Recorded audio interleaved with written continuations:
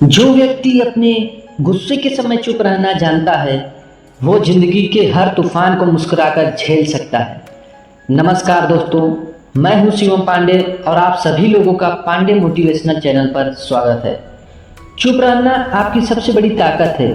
ये सुनने में भले ही सरल लगे, लेकिन इसकी गहराई अगर आप समझ लेते हैं तो आपकी ज़िंदगी बदल सकती है। दोस्तों, आज के समय में हर कोई बोलना चाहता है, हर किसी के पास अपनी बात कहने की जल्दी है, लेकिन बहुत कम लोग ऐसे हैं जो सुनना और चुप रहना जानते हैं। क्योंकि बोलने के लिए जुबान चाहिए, पर चुप रहने के लिए संयम चाहिए, शक्ति चाहिए और बुद्धि चाहिए। हम ये भूल जाते हैं कि कभी कभी जवाब देने से ज़्यादा असरदार होता है खामोश रहना, चुप रहना। ये कमजोरी नहीं बल्कि ताकत की सबसे ऊंची अवस्था है। चुप रहना मतलब ये नहीं कि आपके पास जवाब नहीं, बल्कि इसका मतलब है आपके पास नियंत्रण है।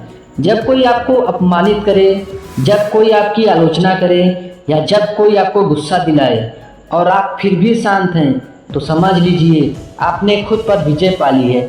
क्योंकि जिसने अपने मन पर काबू पा लिया, उससे बड़ी कोई ताकत नहीं।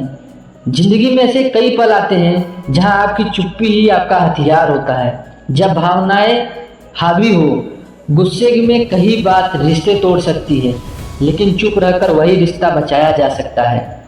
जब कोई आपकी परीक्षा ले रहा हो, लोग अक्सर आपकी प्रतिक्रिया देखकर आपकी समझदारी का स्तर आंकते हैं। अगर आप हर बात पर बोल पड़ते हैं तो वे आपकी गहराई नहीं समझ पाते। जब समय सही न हो, सही बात भी गलत समय पर कही जाए तो उसका असर नकारात्मक होता है। समझदार लोग बोलने से पहले समय और परिस्थिति का ध्यान रखते हैं। इतिहास में जिन लोगों ने चुप रहना सीख लिया, उन्होंने ही सबसे बड़ी उपलब्धि हासिल की है। भगवान बुद्ध ने कहा है, मौन सबसे बड़ी साधना है। महात्मा गांधी हर सोमवार मौन व्रत रखते थे। उनका मानना था कि मौन से व्यक्ति की आत्मा से जुड़ सकता है। आपका मौन ही आपकी बुद्धिमत्ता का परिचय देता है। और सच में गहरा इंसान कभी ऊंची आवाज में नहीं बोलता, क्योंकि उसे पता है सच्चाई को साबित नहीं करना पड़ता, वो खुद बोलती है। चुप रहना केवल बाहरी स्थिति नहीं है, ये भीतरी अनुशासन है। कभी कभी हम बाहर से तो शांत दिखते हैं, पर अंदर विचारों का तूफान चल रहा होता है। अगर आपने उस तूफान को थाम लिया तो आप अजय बन जाते हैं। मेडिटेशन का सार यही है, शांत रहो, सुनो और खुद को महसूस करो। मौन व्यक्ति बाहर से नहीं, अंदर से मजबूत बनता है। जो लोग हर समय बोलते हैं वो सोचते हैं का समय खो देते हैं, लेकिन जो चुप रहते हैं वे भीतर सोचते हैं, समझते हैं और सीखते हैं। सफल लोग वो नहीं होते जो पहले सुनते हैं, फिर सोचते हैं और अंत में बोलते हैं, वो भी सिर्फ जरूरी बात। चुप रहना आपको शक्ति देता है, धैर्य देता है और सही निर्णय की क्षमता देता है।